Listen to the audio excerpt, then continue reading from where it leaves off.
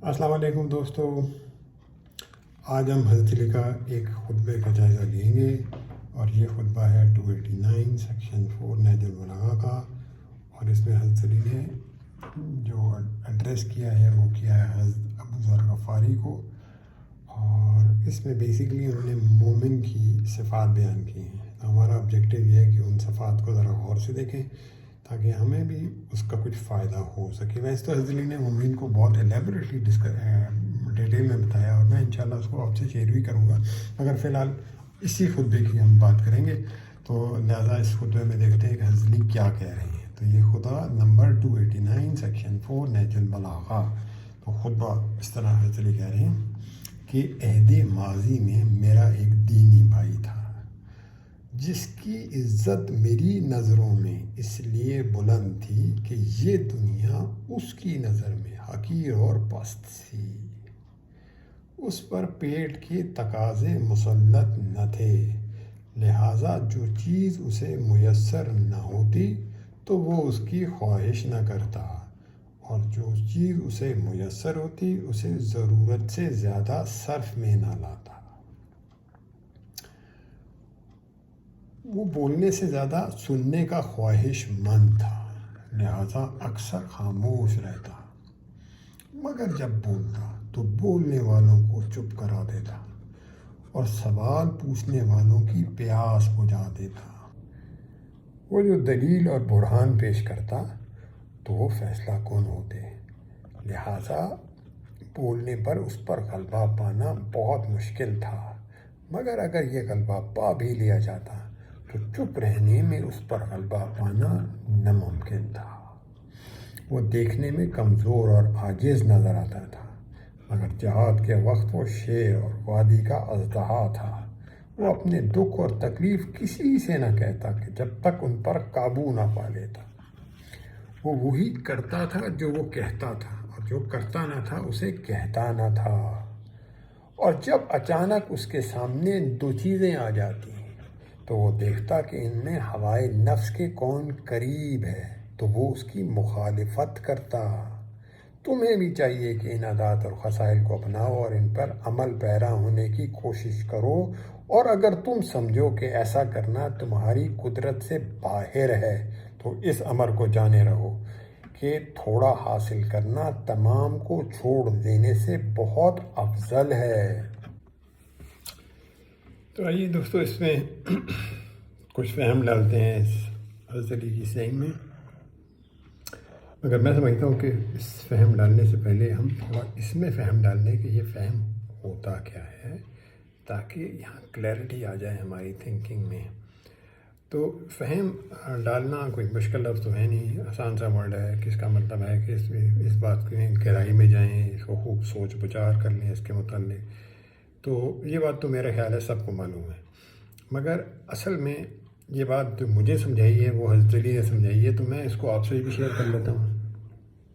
हज़रत अली ने कहा कि तुम्हारी वो इबादत, तुम्हारी वो तलावत और तुम्हारा वो इल्म जिसमें फ़हम न हो कुछ मुफीद नहीं। आप समझ सकते हैं कि जितनी इबादत करते हैं हम, अगर उसका मकसद का पता नहीं हमें तो वो हमें कोई फ़ायदा नहीं करती। इसी तरह ख़ास तौर पे उन्होंने तलावत बोल दी। कितनी तलावत हो रही है आजकल रमज़ान के महीने में, मगर हमें फ़ायदा नहीं कर रही ज़्यादा। हम तलावत करते हैं अलिफ लाम मीम 30 नेकियां मिल गई, इसके अलावा पता नहीं।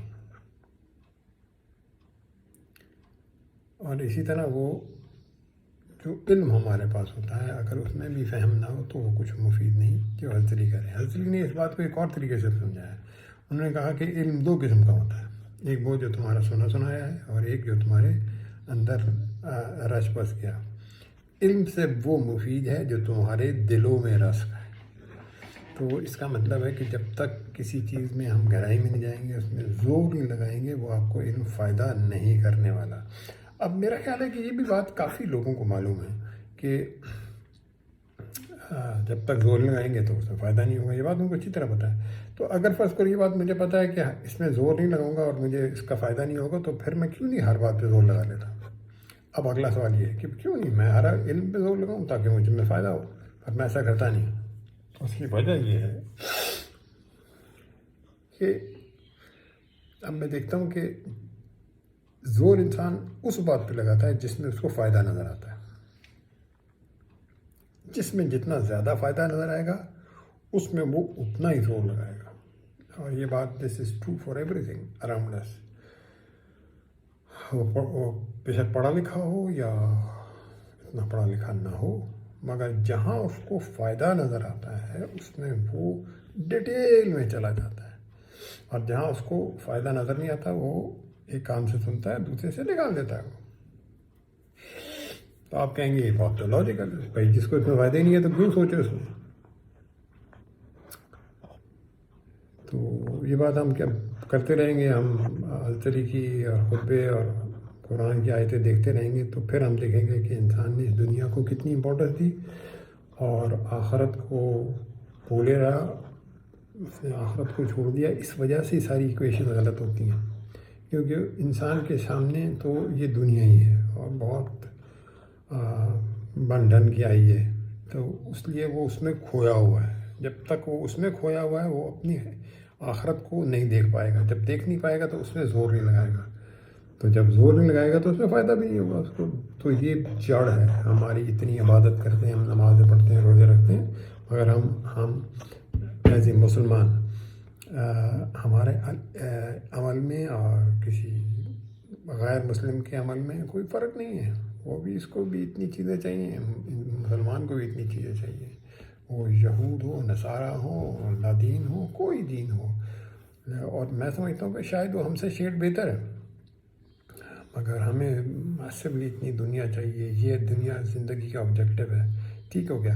تو جب ہمارا اور ان میں فرق نہیں ہے، اس کا مطلب جو دین کا افیکٹ انسان پر آنا چاہیے تھا وہ کوئی نہیں آ رہا.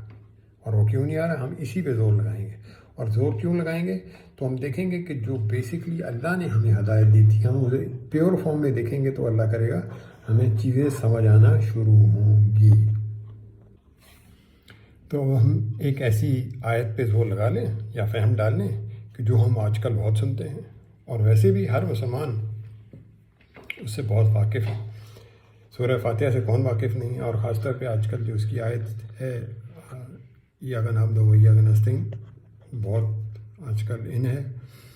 عمران خان صاحب ہر تقریر میں اس کو شروع کرتے ہیں اس سے، جو کہ بہت ہی اچھی بات ہے. اور میں سمجھتا ہوں کہ اللہ نے اتنی عزت اس لیے بھی دی ان کو کیونکہ وہ اپنی تقریر اس آیت سے شروع کرتے ہیں. یہ آیت حضرت علی کی بھی پسندیدہ آیت تھی. وہ ہر وقت اسی کو بولتے تھے، ایاک نعبد و ایاک نستعین، میں تیری عبادت کرتا ہوں اور تجھ سے ہی مدد مانگتا ہوں. تو مطلب بھی سمپل ہے مگر فہم ڈالیں اس میں تھوڑا. تو اس کا مطلب کیا ہے کہ ہم تیری بات کرتے ہیں اور باقیوں کو نہیں کرتے، تو اس سے مدد مانگتے ہیں اور باقیوں سے نہیں مانگتے.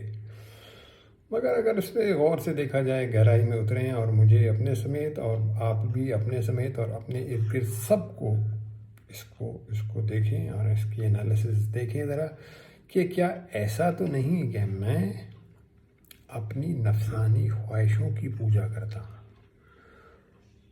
اور اس کی مخلوق سے مدد مانگتا رہتا ہوں. کہتا میں یہ ہوں ایاک نعبد و ایاک نستعین، کرتا کیا ہوں؟ اپنی نفسانی خواہشوں کی پوجا کرتا ہوں اور اس کی مخلوق سے مدد مانگتا ہوں جہاں تک مل جائے. اور اگر کچھ بھی نہ مل سکے تو آخر میں کہتا ہوں میں نے یہ بات اللہ پہ چھوڑ دی.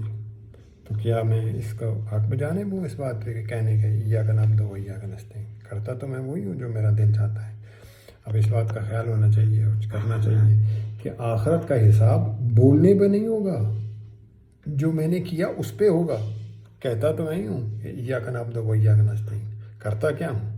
تو ہم بس کہنا.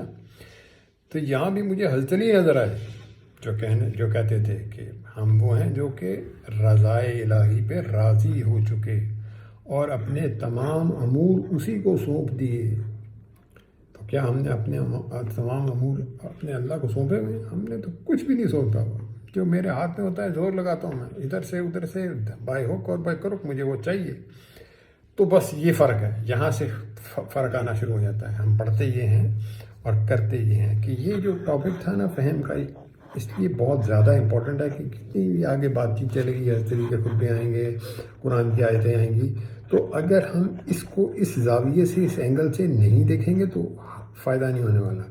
تو ہمیں خود ڈیسائیڈ کرنا ہے کہ مجھے اس سے فائدہ لینا ہے یا نہیں لینا. یہ ہر انسان کی ایکچولی اپنی وش اور ول ہے، اس میں دین میں تو کوئی زبردستی ہے نہیں. تو یہ امپورٹنٹ بات ہے، اس لیے میں آج اپنی بات یہیں ختم کرنا چاہتا ہوں تاکہ کچھ وقفہ ملے اور لوگ اس بات کو سوچ لیں. اور پھر انشاءاللہ جو حضرت علی کا خطبہ ہے اس میں جتنا ہم نے فہم ڈالنا ہے وہ میں انشاءاللہ اگلی ویڈیو میں ڈالوں گا. تو تب تک کے لیے اپنا خیال رکھیے گا. اللہ حافظ.